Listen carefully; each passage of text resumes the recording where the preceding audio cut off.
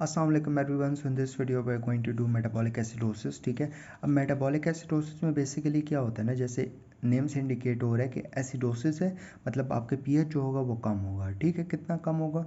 आपका 7.35 से कम होगा, ठीक है, पीएच, तो उसको आप एसिडोसिस कहोगे। ठीक है, और अगर 7.45 से ज़्यादा होगा तो उसको आप जो है वो अल्कलोसिस की तरफ ले जाओगे। तो इस वीडियो में हम एसिडोसिस की बात कर रहे हैं। ठीक है, तो पीएच जो है वो आपका कम होगा। ठीक है, और पीएच क्यों कम होगा? ठीक है, या तो आपके आपके सीरम में आपका जो बाइकार्बोनेट है उसका लेवल जो है वो हमारे पास कम हो गया है। ठीक है, या तो बाइकार्बोनेट का लेवल कम हो गया है। ठीक है, और या तो हमारे पास जो है वो कोई ऐसे एसिड का लेवल ज़्यादा हो गया है। ठीक है, जैसे हम कहते हैं कि हमारे हाइड्रोजन का लेवल ज़्यादा हो गया है, या हमारी बॉडी में जो है वो बाकी किसी कीटोन बॉडीज़ का लेवल ज़्यादा हो गया, लैक्टिक एसिड का लेवल ज़्यादा हो गया, जिसकी वजह से आपकी बॉडी में एसिडोसिस हो गई है। ठीक है, अदर देन कार्बन डाइऑक्साइड, मतलब कि कार्बन डाइऑक्साइड का लेवल ज़्यादा नहीं हुआ, बाकी सारे जितने भी एसिड्स हैं वो ज़्यादा हो सकते हैं। ठीक है,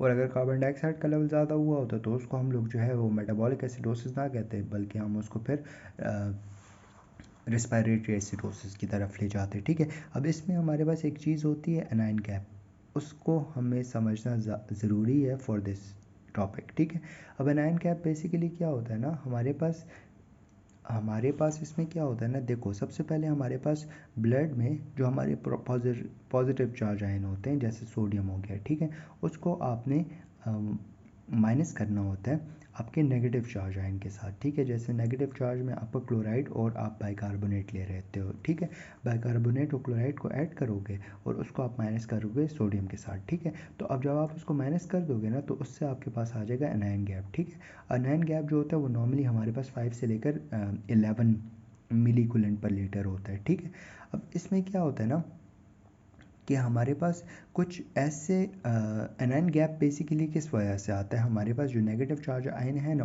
उनकी कमी की वजह से आता है। ठीक है, अब वो ऑब्वियसली हमारे पास कम होते हैं तो अल्टीमेटली हमारे पास जो है वो गैप बहुत बड़ा आ जाता है। ठीक है, अब हमारे पास ना इसमें क्या होता है कि पॉजिटिव चार्ज आयन तो हमें डिटेक्ट करना बहुत आसान है। ठीक है, लेकिन जो नेगेटिव चार्ज आयन होते हैं ना, कुछ होते हैं जो अनडिटेक्टेबल होते हैं, जैसे कि हमारे पास हो गया प्रोटीन हो गया, फॉस्फेट हो गया, सल्फ़र हो गया। ठीक है, इसके अलावा ऑर्गेनिक एसिड्स हो गए। ठीक है, जो अनडिटेक्टेबल एनाइंस होते हैं। ठीक है, जब अनडिटेक्टेबल एनाइंस का लेवल हमारे पास ज़्यादा हो जाए ना बॉडी में, ठीक है, तो उसकी वजह से क्या होता है, उसकी कंपनसेशन में जो हमारे पास ये क्लोराइड और बाइकार्बोनेट है ना, इनका लेवल हमारे पास कम हो जाता है। ठीक है, जब इनका लेवल हमारे पास कम हो जाएगा और जब आप गैप निकालोगे, देखो अगर फॉर एग्जांपल पहले मैं आपको कहता हूँ कि हमारे पास सोडियम 10 थे, ठीक है, और हमारे पास जो बाइकार्बोनेट थे ना, वो हमारे बाइकार्बोनेट प्लस क्लोराइड जो था वो हमारे पास 5 था। ठीक है, अब क्या हुआ है कि हमारे पास कोई ऐसी कंडीशन आई है जिसकी वजह से हमारे पास जो अनडिटेक्टेबल एनाइंस थे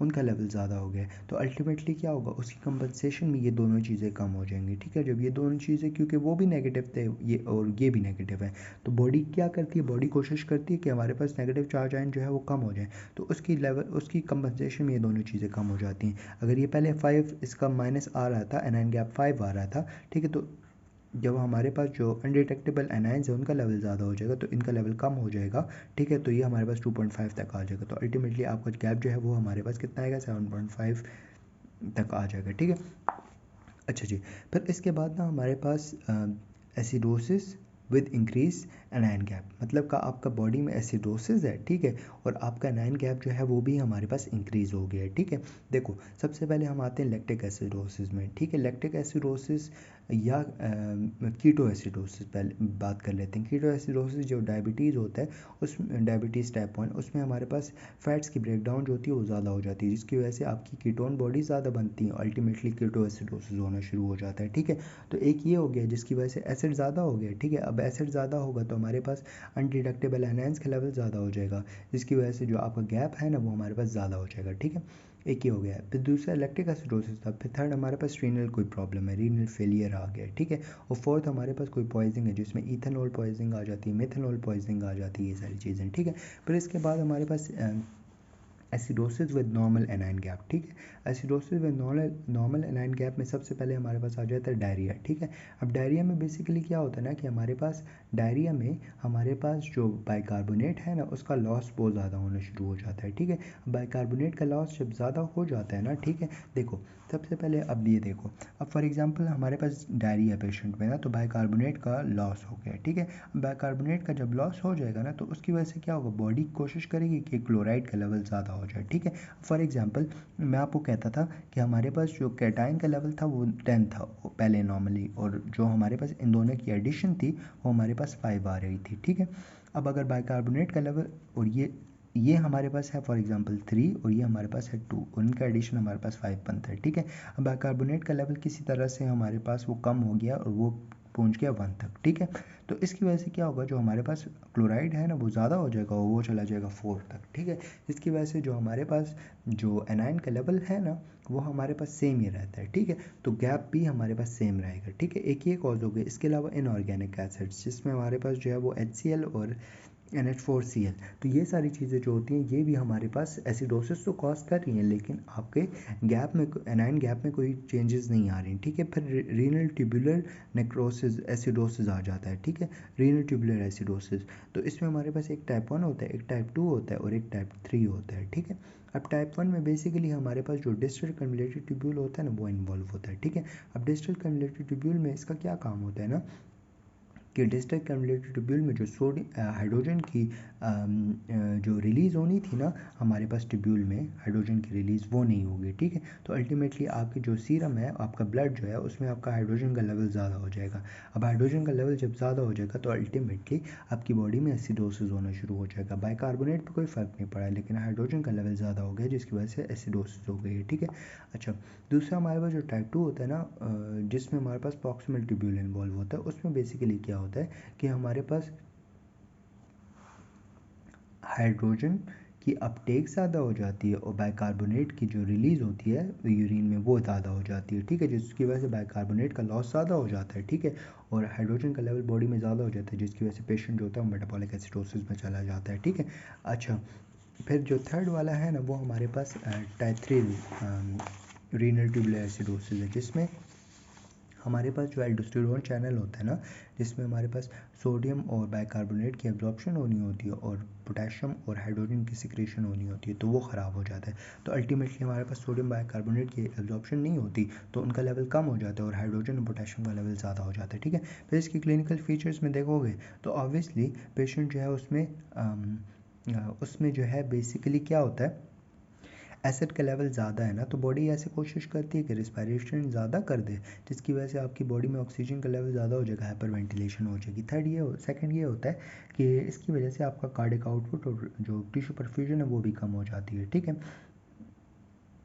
क्योंकि आपका जो कैटेकोलामीन होता है ना उसके अगेंस्ट रिस्पॉन्स नहीं शो कर रहे होते। अब इसकी जो इन्वेस्टिगेशन है तो उसमें आप क्या करते हो, देखो सबसे पहले अगर हम लोग जो वो उसकी बात करें ना acidosis with change in A9 gap, ठीक है, कि आपका एनाइन गैप जो है वो ज़्यादा हो गया, तो उसमें आप क्या करते हो, देखो सबसे पहले अगर आपका उसमें हमने कॉजेज़ की बात की थी ना, सबसे पहले कीटो एसिडोसिस की बात की थी, तो कीटोन का बॉडीज़ का लेवल डायबिटीज़ में ज़्यादा होता है, तो अब उसमें आप ग्लूकोज ब्लड का ग्लूकोज का लेवल देख लोगे, इसके अलावा ब्लड में यूरिया का लेवल देख लोगे, क्रेटिनिन का लेवल देख लोगे, सही है।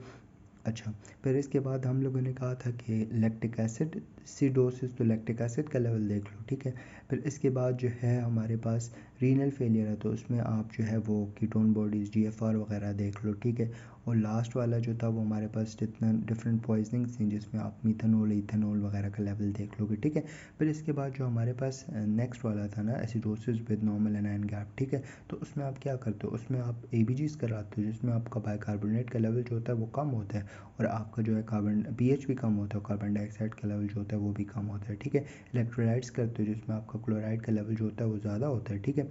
अच्छा, इसके अलावा जो है वो आप बाइकार्बोनेट का लेवल देखते हो तो बाइकार्बोनेट का लेवल जो होता है वो कम होता है और क्रिएटिनिन का लेवल जो होता है वो हमारे पास रिड्यूस्ड यूरिन में रिड्यूस हो सकता है, ठीक है, कि मतलब बॉडी में ज़्यादा हो गया, ठीक है। तो अब आपने ट्रीटमेंट में क्या करना है, देखो हमने बेसिकली ना जो हमारे पास मेटाबॉलिक एसिडोसिस है ना, तो इसमें हमने कॉस्टिक करनी होती है, ठीक है। अब फॉर एग्जांपल हमारे पास डायबिटिक कीटोएसिडोसिस का पेशेंट है, तो आपने उसको इंसुलिन दे देनी है, ठीक है। अगर हमारे पास जो है वो स्टारवेशन में कीटोएसिडोसिस हो गई तो आपने उसको ग्लूकोज दे देना है। अल्कोहलिक कीटोएसिडोसिस है उसमें भी आपने ग्लूकोज देना है। अगर मीथानॉल पॉइजनिंग का पेशेंट है तो उसमें आपने इथेनॉल देना है, और अगर इथेनॉल पॉइजनिंग का पेशेंट है तो उसमें आप जो है वो डायलिसिस करोगे, ठीक है। इसके अलावा जो है आपका लैक्टिक एसिडोसिस में भी आप डायलिसिस कराते हो, ठीक है। फिर इसके बाद अगर के पेशेंट में डायरिया बहुत ज़्यादा है जिसकी वजह से बाइकार्बोनेट लॉस ज़्यादा हो रहा है, तो उस पेशेंट में आप IV फ्लूइड्स दोगे, सलाइन दोगे, मैग्नीशियम पोटेशियम वगैरह दे दोगे, ठीक है। और अगर ट्यूबुलर एसिडोसिस का पेशेंट है तो उसमें आप जो है वो पोटेशियम बाइकार्बोनेट और सोडियम बाइकार्बोनेट वगैरह दे दोगे, ठीक है। That's it, we done with the metabolic acidosis. Next video में हम लोग मेटाबॉलिक अल्कलोसिस स्टार्ट करेंगे। थैंक यू, जज़ाकल्लाह खैर।